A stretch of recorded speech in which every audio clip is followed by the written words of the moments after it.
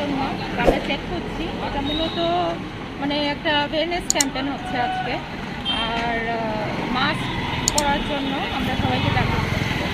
Mask না পরলে কিছু ফাইনও করেছি, ফাইন করা হচ্ছে। ফাইন করা হচ্ছে, 200 টাকা ফাইন করা হচ্ছে। আর মেনলি কি প্লাস্টিকের জন্য? প্লাস্টিক আমরা মেনলি আজকে মানে সচেতন করছেন? সচেতন করছি, অ্যাওয়ারনেস করছি আমরা। আর নেক্সট টাইম আমরা বলছি যে নেক্সট টাইম এলে যদি আমরা দেখি যে তখনও ইউজ করা হচ্ছে প্লাস্টিক, তাহলে আমরা ফাইন করব। আপনার নাম? আমার নাম বর্ণিতা বিশ্বাস, DCM বেলোনিয়া।